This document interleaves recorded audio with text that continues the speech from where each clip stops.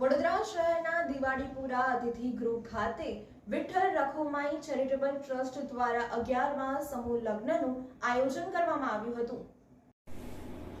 Vitthal રખુમાઈ charitable trust દ્વારા અધ્યક્ષ દીપક શ્રીપદ જાદવની આગેવાનીમાં શહેરમાં તથા રાજ્ય ઉપરાંત મહારાષ્ટ્ર સહિત અન્ય રાજ્યોમાં કુદરતી આફતો સમયે વિવિધ પ્રકારની સેવાઓ કરવામાં આવે છે।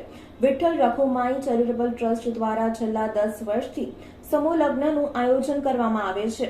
ત્યારે આ વર્ષે ગુરુવારે 2 મેના રોજ શહેરના દિવાળીપુરા અતિથિ ગૃહ ખાતે સમૂહ લગ્નનું આયોજન કરવામાં આવ્યું હતું। આ 11મા સમૂહ લગ્નમાં 11 મહારાષ્ટ્રીયન યુવાન યુવતીઓ લગ્ન ગ્રંથિથી જોડાયા હતા।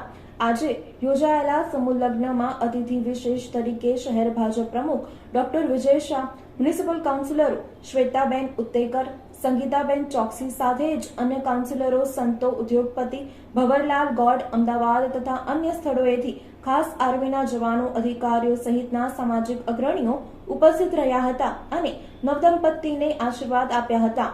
શહેરના રણમુક્તેશ્વર મહાદેવ મંદિર ખાતેથી ટ્રેલરમાં વરરાજાની જાન વાજતે ગાજતે નીકળી હતી અને દિવાળીપુરા અતિથિ ગૃહ ખાતે પહોંચી હતી, જ્યાં સમૂહ લગ્ન બાદ 11 નવદંપતિઓને ગૃહસ્થીની તમામ જરૂરિયાતના સાધન સામગ્રી વિવિધ દાતાઓ તરફથી કન્યાદાન પેટે આપવામાં આવી હતી। સંસ્કારી નગરી વડોદરા શહેરમાં નામાંકિત એવી સંસ્થા વિઠ્ઠલ રખુમાઈ ચેરિટેબલ ટ્રસ્ટ આજે છેલ્લા 12 વર્ષથી વડોદરા શહેરમાં કાર્યરત છે અને આ વર્ષે 11મું સમૂહ મેરેજનું આયોજન કરવામાં આવેલું છે। 11 જોડાઓએ આમાં સહભાગ લીધેલો છે।